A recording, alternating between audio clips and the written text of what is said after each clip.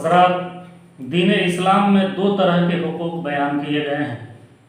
ایک حقوق اللہ جن کا تعلق براہ راست اللہ تبارک و تعالی سے ہے، جیسے توحید، نماز، روزہ، حج، زکوٰۃ وغیرہ، اور دوسرے حقوق العباد ہیں جس کا تعلق ڈائریکٹلی بندوں سے، انسانوں سے ہوتا ہے۔ حقوق اللہ کے اندر اگر کمی اور کوتاہی رہ جاتی ہے تو سچے من سے توبہ اگر کی جائے تو اللہ تبارک و تعالی اس کو معاف فرما دیتا ہے۔ لیکن حقوق العباد میں اللہ کے حبیب صلی اللہ علیہ وسلم نے اس دنیاوی زندگی میں تصفیہ کی ہدایت کی ہے۔ حقوق العباد میں دنیا کے ہر مذہب، ہر ذات، ہر نسل، ہر رنگ کے لوگ شامل ہیں۔ حقوق العباد میں والدین، اولاد، بیوی، رشتہ دار، یتیم، مسکین، پڑوسی، مسافر، قیدی اور ہمارے جو ملازمین ہیں، ورکرز ہیں، سب کے حقوق اس میں شامل ہیں۔ آج ہم اس بیان میں اولاد کے حقوق بیان کریں۔ والدین کے لیے ایک انمول تحفہ ہے، اور جن کو یہ نعمت حاصل ہو جاتی ہے ان کی زندگیاں ایک نیا رخ اختیار کر لیتی ہیں، ان کے جینے کا رنگ ڈھنگ بدل جاتا ہے۔ اور کبھی کبھی تو انسان اولاد کی خواہش میں سالوں پریشان رہتا ہے، بہت ساری پریشانیاں اور تکلیفیں برداشت کرتا ہے۔ جن کو بھی اللہ تبارک و تعالی اولاد کی نعمت سے نوازتا ہے ان پر کچھ ذمہ داریاں بھی عائد ہوتی ہیں۔ پیدا ہونے والے بچے کا والدین اور گھر والوں پر پہلا حق یہ ہے کہ اس کے دائیں کان میں اذان اور بائیں کان میں اقامت پڑھی جائے۔ کانوں کے ذریعے اس کے دل و دماغ کو اللہ کے نام، اس کی توحید اور ایمان و نماز کی دعوت اور پکار سے آشنا کرایا جاتا ہے،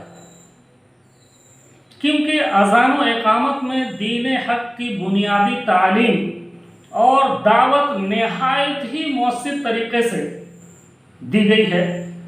رسول اکرم صلی اللہ علیہ وسلم نے یہ بتلا دیا اور جتلا دیا کہ مومن کی زندگی اذان اور اقامت کے بیچ کی، درمیان کی زندگی ہے، اور اسی طرح سے گزرنی چاہیے جیسے اذان کے بعد نماز کی تیاری اور انتظار میں زندگی گزرتی ہے۔ بچے کا پہلا حق یہی ہے کہ پیدا ہوتے ہی اس کے کان میں اذان دی جائے، اور آخری حق یہ ہے کہ اس پر نماز جنازہ پڑھی جائے۔ ولادت کے بعد دوسرا کام تہنیت اور خیر و برکت کی دعا کرنا ہے۔ صحابہ کرام رضوان اللہ تعالی علیہم اجمعین اپنے نومولود بچوں کو حضور اقدس صلی اللہ علیہ وسلم کی خدمت میں لاتے تھے، اور آپ صلی اللہ علیہ وسلم ان کے لیے خیر و برکت کی دعا کرتے، کھجور چبا کر کے ان کے تالو پہ مل دیتے، کچھ منہ میں ڈال دیتے تھے۔ اسی کو تہنیک کہتے ہیں۔ ہمیں بھی اللہ کے متقی اور پرہیزگار بندوں سے تہنیک کرانی چاہیے اور خیر و برکت کی دعا کرانی چاہیے۔ تیسرا عمل عقیقہ کرنا ہے۔ یہ انسانی فطرت ہے، ہیومن نیچر ہے کہ جب بچہ پیدا ہوتا ہے تو بچہ پیدا ہونے کو ایک نعمت اور خوشی کی بات سمجھا جاتا ہے، اور کسی تقریب، فنکشن یا آیوجن کے ذریعے اس خوشی کا اظہار کیا جاتا ہے اور جشن منایا جاتا ہے۔ عربوں میں خوشی منانے کا طریقہ تھا کہ وہ عقیقہ کیا کرتے تھے، یعنی بچے کی پیدائش کے چند روز بعد وہ کسی جانور کو قربان کرتے، اور قربان کرنے کے بعد اس جانور کا خون بچے کے سر پہ ملتے تھے۔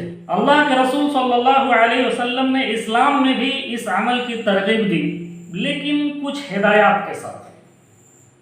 آپ صلی اللہ علیہ وسلم نے ارشاد فرمایا کہ 7ویں دن عقیقہ کیا جائے، جانور قربان کر کے بچوں کے سر کے بال مڈائے جائیں،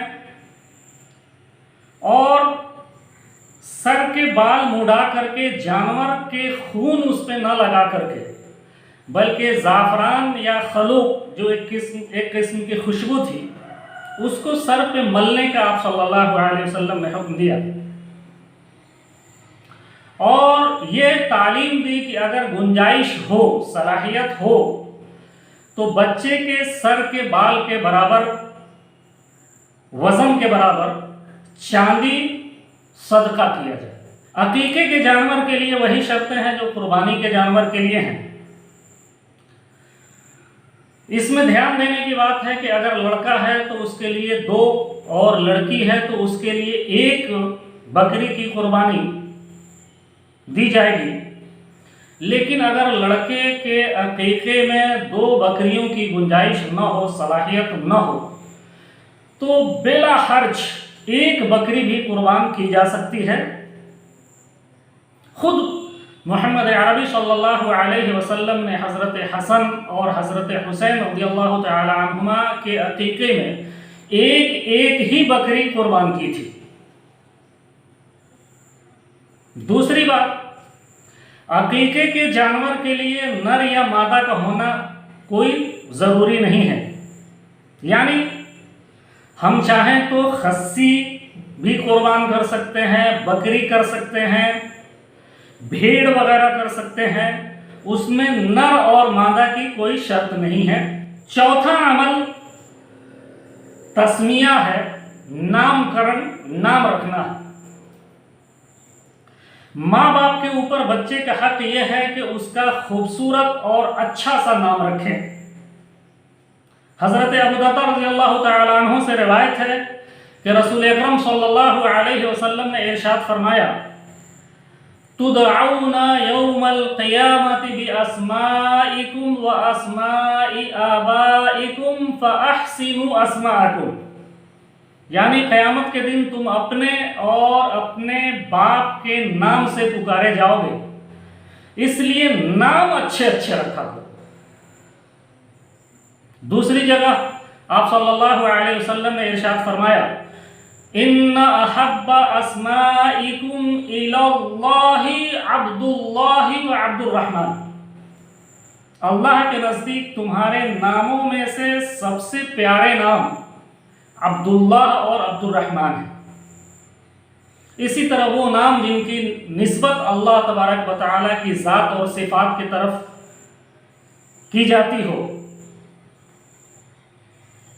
انبیاء کرام علیہم السلام کے نام بھی پسندیدہ ناموں میں شامل ہیں۔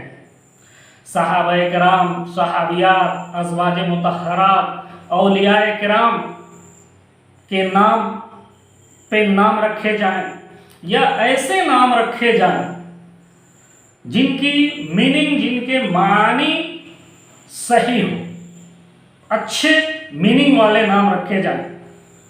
اور ہمارے سماج میں یہ جو چنٹو، منٹو، پنٹو، ڈبلو، ببلو، ان ناموں سے پرہیز کیا جائے۔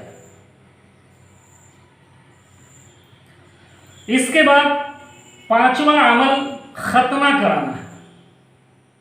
ختنہ کرانا سنت بھی ہے اور اسلام کا شعار بھی ہے۔ نبی اکرم صلی اللہ علیہ وسلم نے ارشاد فرمایا کہ 5 چیزیں بالکل فطری ہیں، 5 چیزیں بالکل فطری ہیں: ختنہ کرانا، زیر ناف بال صاف کرنا، بغل کے بال صاف کرنا، مونچھیں کاٹنا، ناخن کاٹنا، یہ 5 اعمال جو ہیں یہ فطری ہیں۔ اللہ تبارک و تعالی ہمیں ان سنتوں پہ عمل کی توفیق عطا۔ Subscribe now and press the bell icon.